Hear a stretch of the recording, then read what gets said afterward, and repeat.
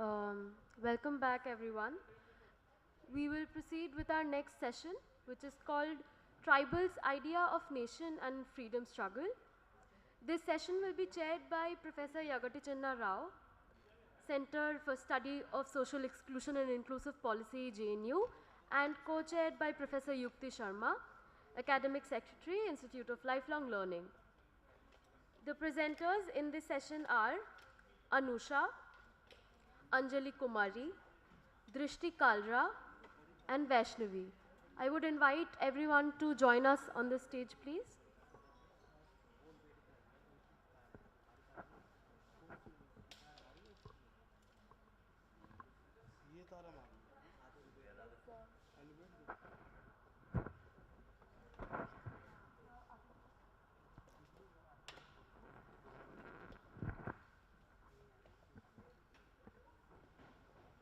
We have to proceed with the session now.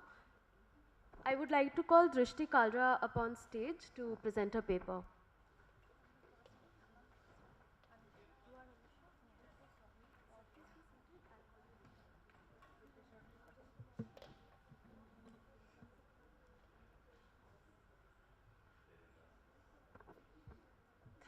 Thank you so much, ICSR and the patronizing committees to give me the chance is to present such a sensitized topic over here. As in the last session has already focused upon how the history writing has missing a lot of marginalized communities. The major core focus I am going to make here that Dalit identity politics and their consequences for the enterprise of writing history in post-colonial India. Although we have started with the subaltern studies, but yet we hardly have any foci of such dispensions when we talk about things. I'm using the epistemology of the Dipesh Chakrabarti's reflections on this, as he put it up that while demanding social political equality and defined identity, there is an also need for the challenge of the nation's epistemologies and demanding egalitarian and inclusive historical narratives. Thus, it's very important that to view the epistemologies from the subaltern lens, but when we talk about the subaltern, we somehow used to reject or somehow we are skeptical of our eyes that when we used to present Rani Lakshmi Bai, but we hardly used to represent Jhalkari Bai. And this is some of the things that I'm putting over here. I'm putting over the basically these Adivasi movements who played a key role. Even without that, we cannot think about our independence. So some of the important leading place things are the Jhanu Murmuru, Phulo of Jharkhand, Kuyuli of Shiv Gangai, South India, Uda Devi of Lucknow, and Jhalkari Bai of Jhansi. The history of Indian independence movements would be insufficient without recognizing the participation of the Dalit and the Adivasi movements. The sacrifices made by the aforementioned Dalit and the Adivasi women were significant. They battled with a strong vigor and unshakable bravery, as well as underwent numerous tortures, abuses, sufferings to achieve our independence. These women rose from their communities to confront overwhelming British imperial power. Approximately, first I'll take the example of the Kuyuli, the commander-in-chief of the Veli Nachaya, Shiv Gangai. At the site near Ramnathpuram in Tamil Nadu, she launched a ferocious war opposing British control. Kuyuli sacrificed herself as the commanding officer of Veli Nachaya to rescue her native land of Shiv Gangai. Kuyuli admirers remember her as a Veer Thalpati, the courageous general, or Veeram Gangai, valiant woman.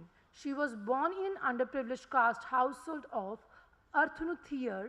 In her early stages, her father, who served as a secret agent of the queen, encouraged her eventually to become her companion. She repeatedly protected the prince's life and which led to the appointment as her escort and eventually the commanding general of the women's force.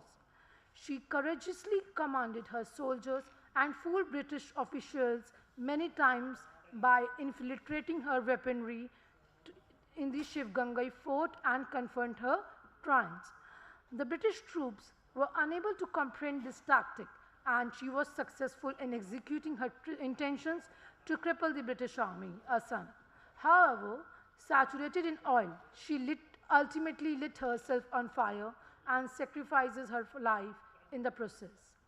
The Tamil Nadu administration has managed to somehow provide as she was the first bomber attacker in Indian antiquity, has provided a proper place. But when we talk about our history writing, she is not getting a proper place. We hardly have any specific works when we talk about, this is the very important when we talk about the courageous and the rigorous historical writing, this should be mentioned. Another instance I'll take about for the Jhalkari Bai, and it's very important in this episode only, one of the Rani Lakshmi Bai's most valued friends and counselor.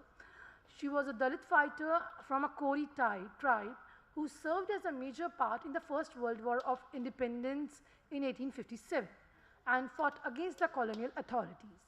It is significant to note that Lakshmi Bai and the Dalit warriors who served as the Queen's confidant and counselors were instrumental in planning the battle's tactic and strategy. Coming from the modest family, belonging to an underprivileged caste and an enduring life of destitution, Jhalkari Bai was forbidden to receive formal education. Nevertheless, she gained several other talents such as weaponry, horse riding, and else. Numerous folk tales regarding her abilities to battle dacoits and wild animals are regularly heard in her native community from a relatively very young point. Intrigued by her talent, of Rani Jhansi enlisted her into women's division of the military, where Jhalkari Bai was taught to discharge her fire artillery to wage a battle against British control. Due to Jhalkari's striking resemblance to Lakshmi Bai, she disguised herself as a queen and led soldiers on the battlefield during the uprising. Even though she was well aware of the risk associated with the war, but she never changed her mind. She assumed the queen's identity and battled in the front of the lines for the queen's defense, unable the queens to leave the fort safely. Another important Adivasi woman which need to mention is the Uda Devi, who came from the remote village in the Uttar Pradesh. She belonged to a caste named Pasi caste. She was a sister of Virangain, that is soldiers, battled courageously against East India Company during revolt of 1857.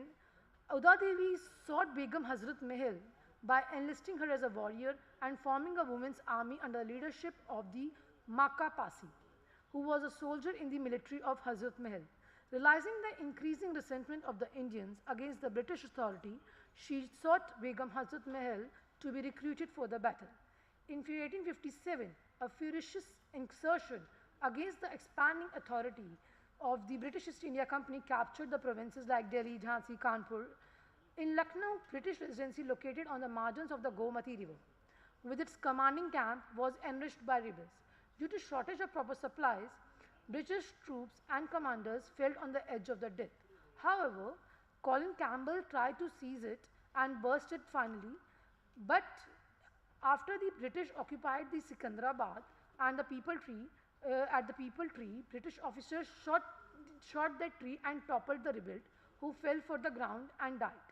Further inquiry showed that the rebel was really a non-dominating caste woman named Uda Devi, who dressed in the man's attire to take part in the uprising.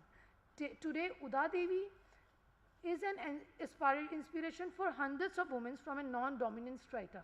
Every year to commemorate her, although our government is celebrating as on November 16 as in Pasi caste, who tried to honor her. But still, when we talk about this intellectual arena, we hardly saw any such mention of them. And this is something, a very limitation of the historical writing.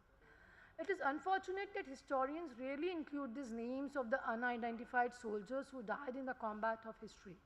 Despite the fact that folklore has captured the rhetoric of his heroism, and even despite the fact that our government is putting such a chance and putting such a things, But still, when we talk about the historical writing, the rigorous intellectual writing, it's still apart from that, unprecedented number of common people gave their lives in the Indian independence movement, but they were hardly mentioned in the discourse, probably because they came from the socially disadvantaged excluded groups.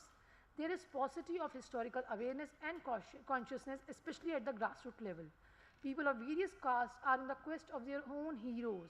Unfortunately, the national heroes have fallen within the jurisdiction of caste heroics today. For example, as member of the Koli caste, Chalkari Devi, Pasi caste, Uda Devi, the Jatkaram of the great sacrifices of the national cause narrated the tale of the contemporary political and social collapse of the country.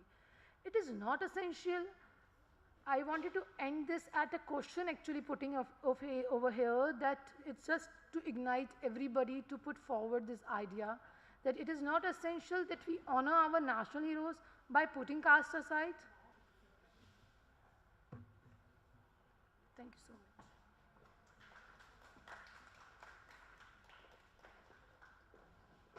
Thank you, Drishti. Next, I would like to call Anusha on stage for presenting her paper. Thank you so much, organizers, for giving me this opportunity. I think I have a different narrative, I would say, to present, and I would start with a statement which I normally start my classes as well with. It's like G.V. Galley said that all political concepts are essentially contested. And this very well applies for the term nation. And the basic aim of the paper is to understand that nation has never been a singular notion. So one basic formulation from where we can start is that there are various knowledge systems which is based on our lived experiences, and it encompasses, the knowledge system encompasses meanings of freedom, equality, livelihood, struggle, and so on. So we need to understand that there is no universal knowledge system which can speak from anywhere for everybody. Instead, differing locations give rise to differing knowledge systems. So the given paper emanates from this understanding and proposes the idea that the idea of nation, along with the sense of participation in the freedom struggle, was polysemous in nature. Such an exercise becomes important in the present context when we are talking about inclusion. It should be noted that there are many ways through which we can talk about inclusion, and development is one of them.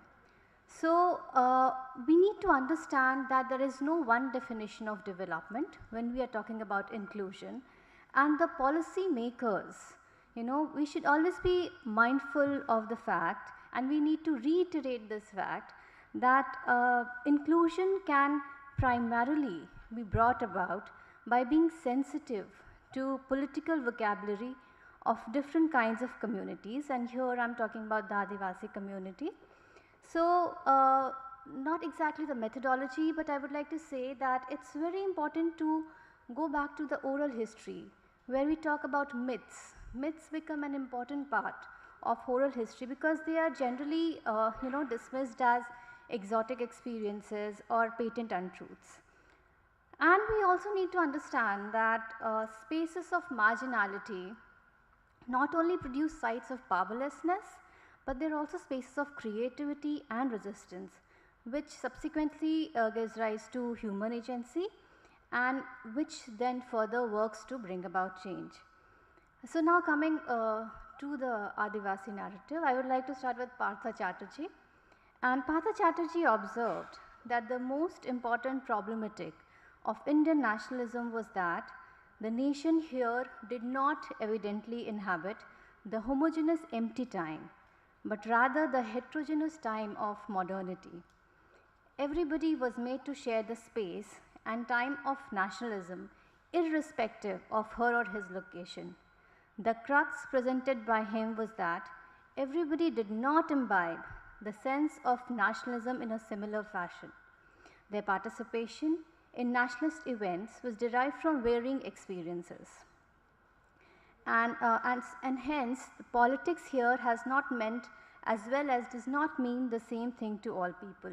And throughout the paper, I have tried to take up 3 instances of Kherwar movement of Santals, Birsa rising among Mundas, and Tana Bhagat among Oraos, as in primarily what was their idea of nation. Okay, I'm not going exactly into their role in the freedom struggle, but their idea of nation. So it should be noted that all the 3 movements, and I would like to say that this is the limitation of my paper, that I have taken just 3 movements and I have analyzed through that. All the three of them, they wanted to recover their ancestral lands from foreigners of any nature and desired tribal independence with no authority above them. It might be said with no fixation of the other, in the sense no fixed opposition as against the missionary or the British or the zamindar, money lenders and others. So coming to the Santals, the argument tries to show that the end to be achieved by Santals was the golden age.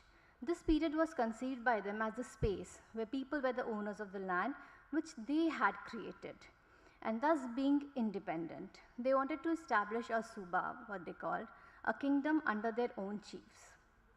Exploitation by actors like the negligence of government officials, extortion by moneylenders, oppression by police, denial of justice, and most importantly, alienation of land, especially by Bengali outsiders, whom they called Diku, led to an imagination where they were independent.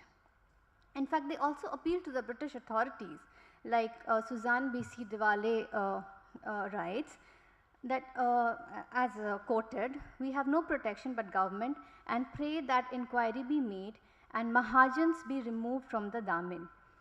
But the quotes, the petitions remained unanswered, and hence then they started the slogan that debt to moneylenders, police, civil court officers and the landlords. However, Ranjit Guha says that the British were under the optic illusion that the Santals concentrated their attack not against the government but the Diku. And Ranjit Guha also holds that this kind of characterization has led to such uprisings as local ethnic antagonism, and thereby undermining its political character. So all of these led to a revolt under 4 brothers, and we know about this: Kanu, Chandu, Bhairav and Sidhu. So the desperate people found their emancipation in the language of these 4 brothers, which they have been granted a divine vision with the message of liberation for the Santals. Subsequently, discontentment with the existing state of affairs led to the imagination that those 4 individuals would revive their nativism, and they have the divine power to do so. And subsequently, they also declared themselves as the masters under the title of Suba and appointed other subordinate officers. And the imagination of an independent kingdom was reinforced by the belief that in the past there was a powerful independent Santhal kingdom. Subsequently, we can say that the British government in fact, when introduced a special system of administration in 1855, and the area occupied by the Santals were divided into 4 districts, which is now known as the Santhal Parganas. They were separated from Birbhum and Bhagalpur districts, and autonomy was given in the sense that regular police was abolished and the duty of keeping peace was vested with the villagers themselves. There were no intermediaries between the villagers and the deputy and assistant commissioners, and the entire system worked very well. That few historians are of the view that they did not even participated in the mutiny of 1857. I have 2 more minutes left, so I think I'll just, with the same tenor, I would say that Mundas also had a kind of imagination. They also wanted to establish their own Disum, as they said, which was not exactly related to the Indian national movement at that time, and they were against any kind of exploiters. They were like, we have to free Disum from all sahibs, Europeans and non-Europeans, both of them. And there also we have read about the rise of Birsa Munda, and consequently how CNTA was passed. Tana Bhagat among Oraos, they also had the same kind of imagination of creating their own kingdom. However, there was one difference of Tana Bhagat from these two was that the Tana Bhagats, they identified themselves more with the national freedom struggle, and they held that the objectives of Gandhi and that of, Jatra Bhagat or even Birsa Munda were of the same orientation. All wanted to free their land. And they also played an active role in the non-cooperation movement in 1981, and they were involved in active protest as halting cultivation, payment of rents, and so on. And they even attended, in fact, Congress committees and had membership cards, and also had Congress tricolors on their bamboo poles, along with the portraits of Gandhi, Gandhi, Nehru, and so on. So just to summarize again, I think such kind of conference becomes important because we have to understand this, that the sense of association and belonging has not been uniform, and presently also it's not uniform. It has various dimensions, and so we have to realize that the imaginations are different, and like in all these movements there was an urge for ownership of land, which continues till date when we see through the acts and the protest which goes on. So the important point that we need to understand is that inclusion cannot be attained through uniformity. We have to create spaces for plurality and include them in laws and policies. Thank you so much. Thank you, Anusha. Next up, we have Vaishnavi presenting her paper.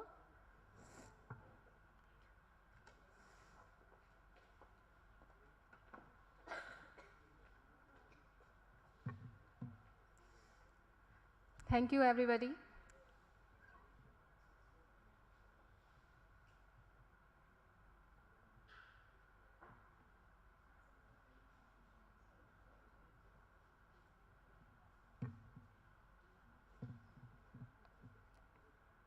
So my name is Vaishnavi, and I am presenting here my research paper, which is regarding marginalized communities. Thank you to all my mentors and my professors for giving me this great opportunity to present my paper, and warm welcome to my friends. Thank you so much. So I am presenting, so मेरा जो topic है दलित आदिवासी and women's role in India's struggle for freedom. So हम जब बात करते हैं कि आज़ादी के टाइम पे आज 75 साल होने जा रहे हैं, उनके लिए दलित आदिवासी, इनके लिए इनका नाम जब हम किसी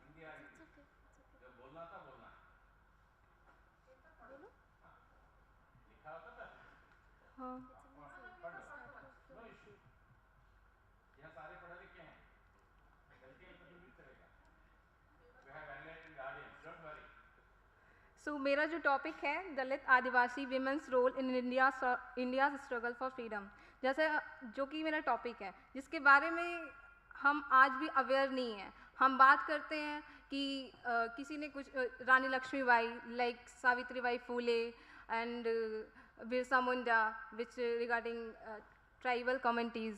सो इनको सिर्फ research paper for PhD topics इनके लिए ही मतलब नहीं हुआ है.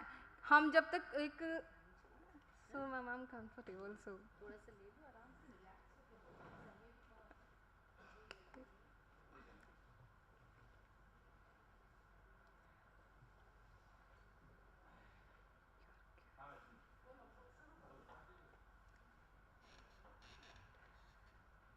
तो इन कम्युनिटीज़ के रिगार्डिंग हम आज भी अवेयर नहीं हैं. हम आज भी अब अगर नॉर्मल सोसाइटी की बात करते हैं तो वहाँ भी अगर इनको लेके कोई भी बात आ जाएगी, लाइक आपका पार्टिसिपेशन क्या है, आपका एजुकेशन क्या है, तो लाइक लोग ऐसे हो जाते हैं कि हाँ अरे सी और he is Dalit and all. So हम जब भूल जाते हैं कि वो भी इंसान ही है।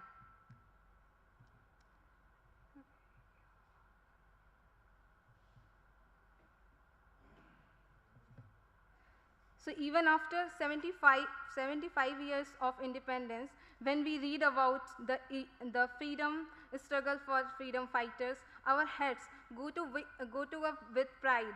The names of all our great leaders have been written in golden letters in the pages of history, but the history of India is fuzzy without mentioning the contribution of our marginalized groups, all the groups of the country who were kept separate from the society, who struggled for their social identity, like the lower class, tribals, and women who were not given a good status in the society, have a significant role in freedom struggle. Despite all these social class and mental operations and struggles, these groups took part in the freedom struggle with full potential. So मेरे paper का जो purpose है सो ये है कि understand the importance of Dalit, Adivasi and women's role in India's struggle for freedom, the role played by different groups and movements to make India independent, and in-depth study of individual freedom fighter who fought for our freedom against British, which has remained untold. The sacrifice, the contribution of each freedom fighter in the freedom struggle journey from revolt of 1857 to Quit India movement 1942. जब हम challenges की बात करते हैं तो ये जो marginalised groups हैं इनके लिए डिफरेंट टाइप्स के चैलेंजेस भी आते हैं, लाइक आइडेंटिटी।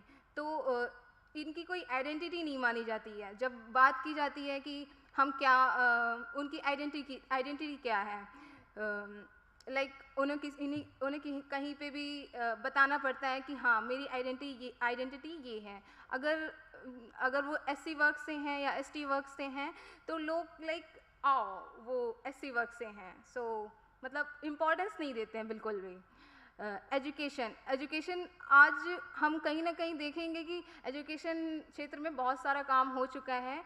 इन कम्युनिटीज़ के लिए रिजर्वेशन भी है कॉन्स्टिट्यूशन में, डॉक्टर भीमराव अम्बेडकर साहब जी इतना सारा रिजर्वेशन भी इनके लिए प्रोवाइड किया गया है। बट स्टिल हम क्या देखते हैं, आज भी दिल्ली यूनिवर्सिटी की बात कर लें तो दिल्ली यूनिवर्सिटी में आज भी कई सीट्स ऐसी रह जाती हैं कि वहाँ पे पार्टिसिपेंट नहीं कर पाते और वहाँ पे बच्चे ही नहीं आते, उनकी सीट्स खाली रह जाती हैं। तो पार्टिसिपेशन की जब हम बात करते हैं तो बात करते हैं कि लाइक मतलब कोई प्रोग्राम हो गया या सोसाइटी हो गई, प्रोग्राम हो गया, कहीं भी हम देखेंगे तो इनको एक अलग से मतलब शो किया जाता है कि हाँ वो दलित है, ऐसा क्यों है, विमेन है तो वो ये नहीं कर सकती। तो वी हैव टू डू कि हमें क्या करना चाहिए, हम इंसान हैं, हम कर सकते हैं, नॉट फॉर दलित विमेन, सब एक ही हैं। सो इनको स्पीक का भी राइट नहीं है, कहीं बोलेंगे तो बता दिया जाएगा कि हाँ तुम दलित हो, तुम मत करो। लड़कियां हैं, अब लड़कियों को क्या है, वीमेन का बात करते हैं ना जब, तो एक मतलब फैमिली में क्या होगा कि लाइक खाना बनाने से लेके घर के बच्चों को संभालने तक एक लड़की को बोला जाता है कि हाँ ये तुम्हारा क्राइटेरिया है, तुम इसमें वर्क करोगी। और जब कोई प्रॉपर्टी लेनी है, लाइक कहीं प्रॉपर्टी लेनी है तो बात करेंगे कि हाँ लाइक वहाँ पे सारे मेल पर्सन बात करेंगे, वहाँ पे कोई फीमेल की बात नहीं आएगी, वहाँ कोई डिसीजन मेकिंग का जो प्रोसेस है वो कोई फीमेल से नहीं लिया जाएगा, मेल ही वो डोमिनेंट, तो मेल डोमिनेंट सोसाइटी हो जाती है एक साइड से।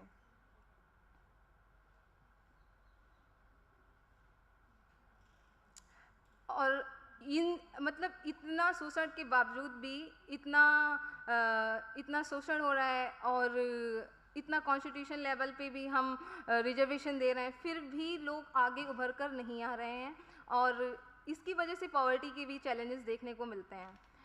सो विमेंस का रोल का बात जब हम करेंगे तो सबसे पहले हम नाम लेते हैं रानी लक्ष्मीबाई का। रानी लक्ष्मीबाई का नाम तो सबने सुना है। सुभद्रा कुमारी चौहान भी हमारी जो हैं वो कहती हैं कि खूब लड़ी मर्दानी जैसे रानी Lakshmibai.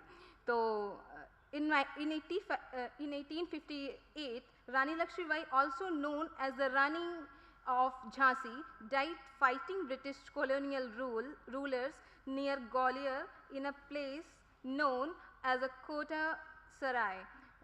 She was one of the first women freedom fighters of India who revolted against the British in 1857. Secondly, we talk about Uda Devi. She is Dalit. So, a Dalit freedom fighter, Uda Devi, and the Kalidas, Dalit sisters, Viranganas, fought fearlessly against the British rulers. Third one is Sarojini Naidu. Sarojini Naidu was one of the most famous freedom fighters who played a pivotal role in freeing India from British imperialism. She crusader for equality and poet of India, modern India. Sarojini Naidu, Durgabai Deshmukh, Vijayalakshmi Pandit, Annie Besant. So many more women which struggle for freedom. दलित की बात आती है तो सबसे पहले सबके जवान पे यही नाम आता है कि अम्बेडकर, डॉक्टर भीमराव अम्बेडकर साहब। तो जब भी हम बात करते हैं कि हम सब लोग जानते हैं कि डॉक्टर भीमराव अम्बेडकर क्या हैं, उन्होंने क्या किया है, फिर भी हम अपनी प्रैक्टिकल लाइफ में उनको फॉलो नहीं कर रहे हैं, वो जो चाहते हैं वो भी नहीं कर रहे हैं। सो ट्राइबल्स की बात करते हैं। ट्राइबल्स की जब बात करते हैं तो सबसे पहले नाम आता है जो नायक हैं उनके, बिरसा मुंडा। बिरसा मुंडा जो freedom fighters, tribal leaders, revolutionary fought against British colonialism and native, and so on.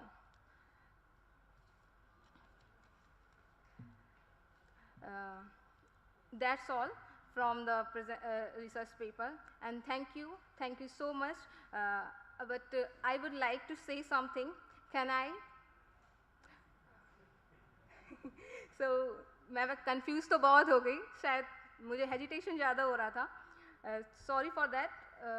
मैं कह रही थी कि इन रिसर्च पेपर्स और किताबों से, ज्ञान से कुछ होने वाला है नहीं। जब तक हम अपनी मेंटालिटी को चेंज नहीं करेंगे ना, तब तक कोई सुधार नहीं हो सकता है। ट्राइबल्स ही रहेंगे और ऐसे ही रहेंगे। ऐसे रिजर्वेशन अभी क्या कहेंगे, रिजर्वेशन भी मिलता रहेगा, फिर भी लोग आज भी गाँव पे, हम एक गाँव से ही बिलोंग करते हैं, तो वहाँ भी लाइक कोई त्यौहार होगा ना तो त्यौहार में उनको ना नीचे बैठा लेंगे। होली मिलने आए हुए हैं तो नीचे बैठेंगे वो कि हाँ उनको अलग से दोने में देना है, वो वहाँ खाएंगे, उनको हम पास में नहीं बैठा लेंगे। इतना ज़्यादा मतलब डिस्क्रिमिनेट करते हैं। तो हम अपनी वाणी को यहीं विराम देना चाहेंगे। Thank you so much.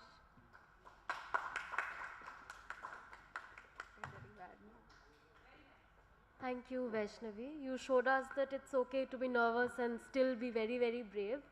Thank you for that. Next, I'd like to call Professor Chinna Rao to share a few words. So please, stage is yours.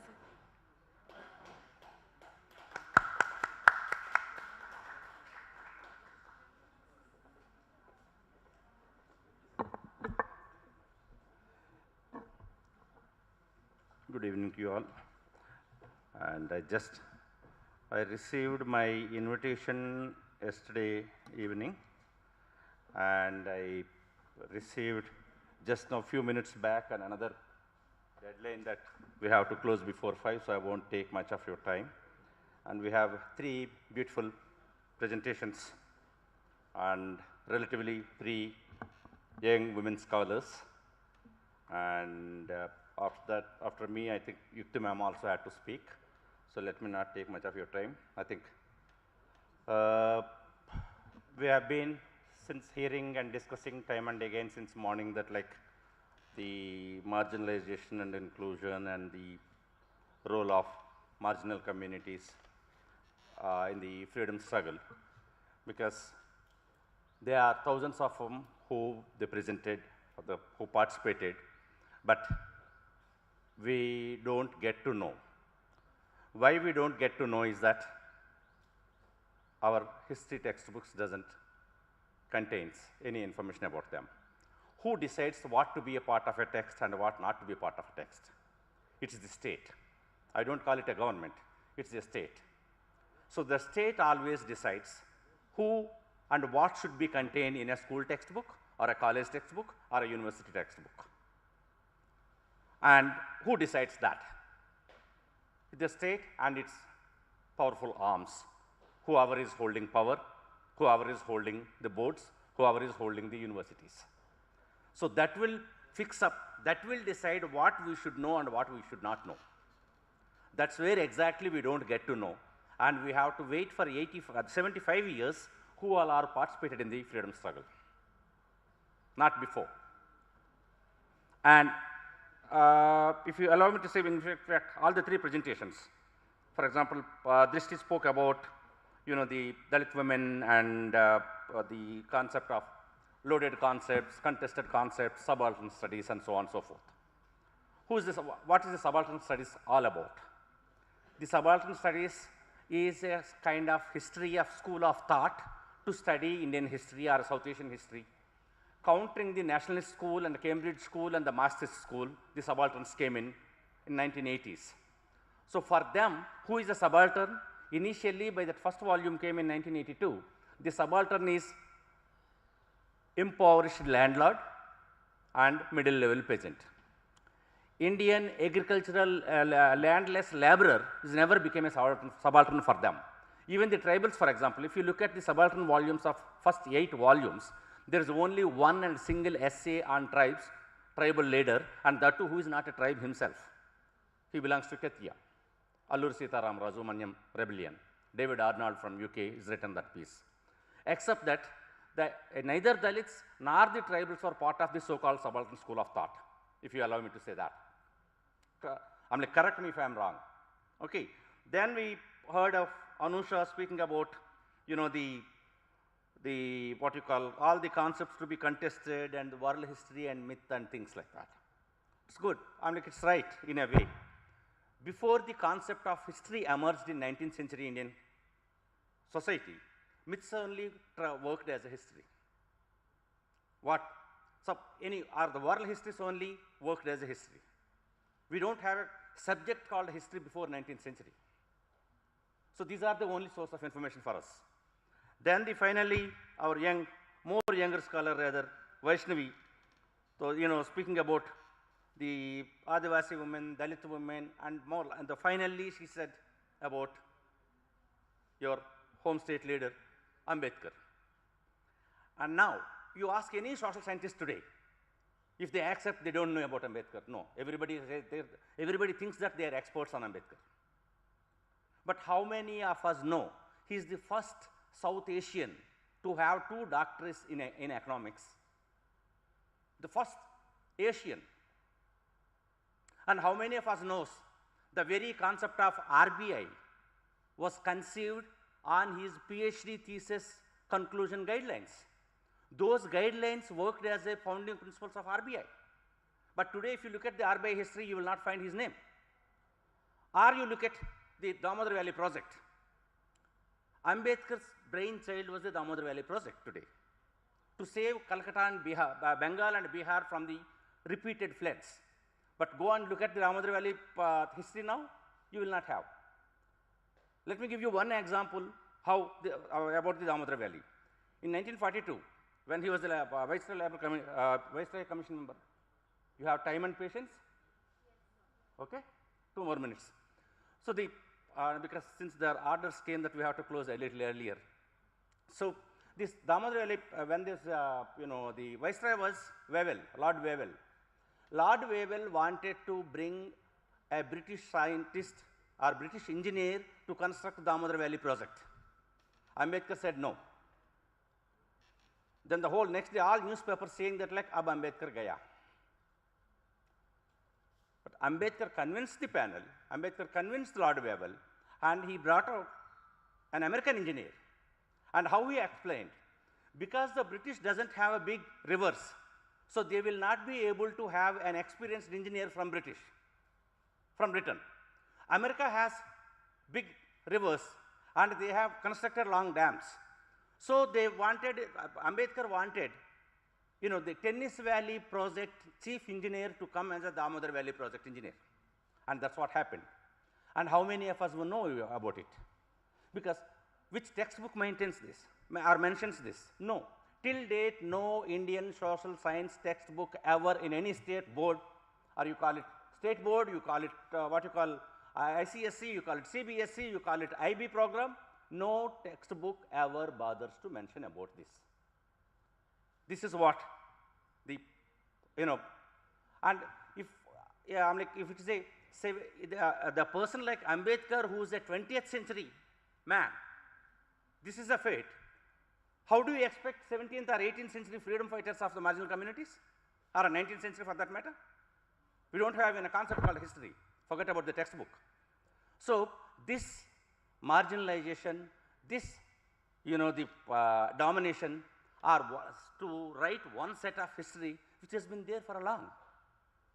Even now, I really wonder whether they will be a part of history textbook in the near future. I'm really skeptical.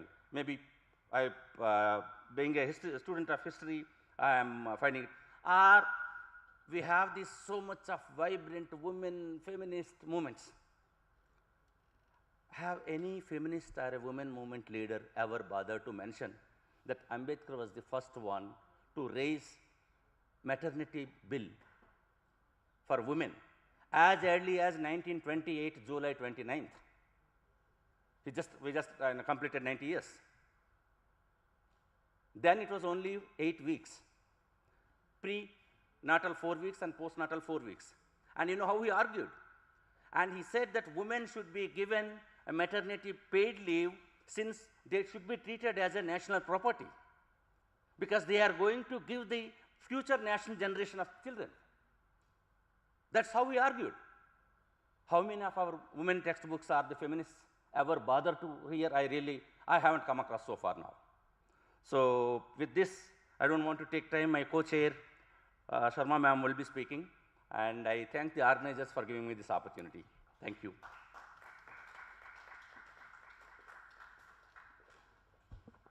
I would now call upon stage Professor Yukti Sharma to share her words with us.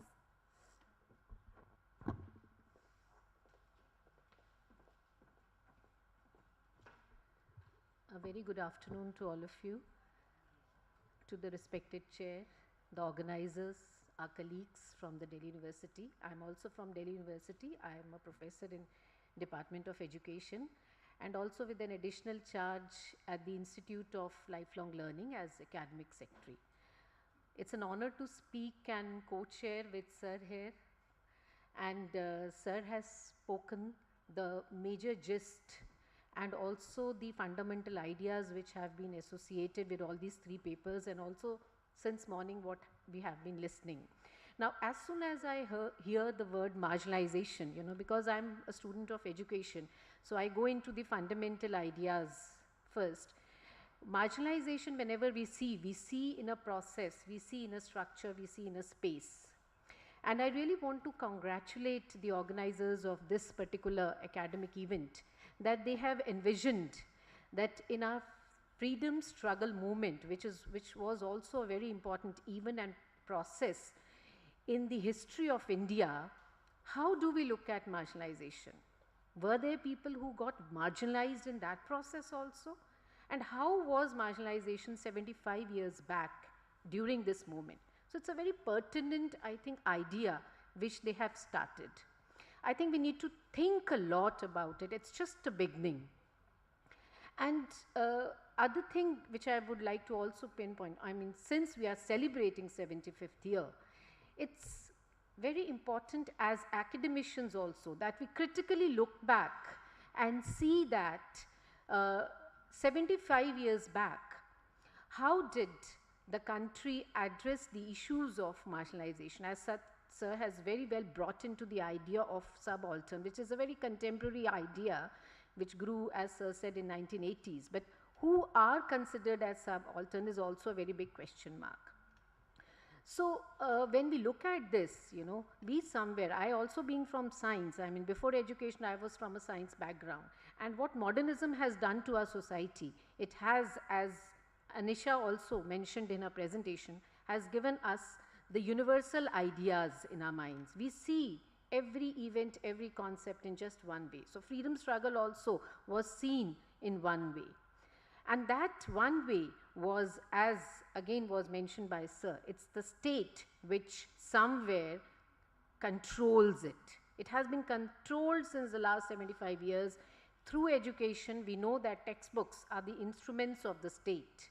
And how the textbooks are written, what is going in the textbook, because all these presentations have been focusing on how certain writings, certain anecdotes, certain examples from the freedom struggle movement are missing from the textbooks. Now, whether it is intentional or unintentional, that needs to be thought about. It could be unintentional also, but we all know that textbooks are the instrument of the state, and to a large extent, what goes into the textbooks is also an intentional effort made by the state. So that's somewhere we need to critically look at, and we need to bring in those stories, those narratives which are missing from the history textbooks or pol science textbooks, or even the textbooks of science. Science itself is very gendered, you know. In science also, many of the narratives are given in such a way that proves that, you know, there is only one way of looking at things. So that we have to break those barriers which are there in our thinking. And as you know, Vaishnavi has said very rightly, that it is not simply in policies that we have to bring a change or in the textbooks, but an overall mindset has to be changed. So marginalization is not physically happening only, it's also happening in the minds. So as soon as we think, you know, who participated in the freedom struggle, some very big names come in our mind. You know, we also are prejudiced to think in certain ways. So this kind of a seminar, it's like a beginning which is questioning our own thinking, that how we think also needs to be addressed, other than what do we get as knowledge systems, what Anisha also said. Again, coming back to knowledge system, what is knowledge? Philosophically, we always question what is knowledge. So in our own disciplinary areas, not only in history, pol science, freedom struggle movement and such anecdotes from the history should come in all textbooks, whether it's English, Hindi, Urdu, any language, or also any subject. And the way it comes in the textbooks would give a message and challenge the thinking of the present generations. Another very important idea which was shared by Anisha was that when we look at marginalization, we have that kind of a sympathy. So rather than sympathy, it's important to inculcate the feelings of empathy, because she has very rightly said, rather than being powerless, you know, they are also spaces where creativity blooms. So we need to look at how they have participated in the freedom struggle movements in their own ways, with their own resources, with their own spaces. That is very important. So I have this hope that this process won't stop with this seminar only, but you know, in the coming years, it gives inspiration to all of us to look back into those narratives and those stories and analyze from these perspectives that there could be multiple versions of freedom struggle movement also, and each one in their own micro context has created that movement for itself, for its nation. So I would stop here, and thank you very much for being patient listeners to all of us, all 5 of us, and it's a great learning for me. Thank you so much. Thank you, ma'am. We thank you very much. With this, we disperse the session. Thank you, everyone, for attending so attentively. Thank you.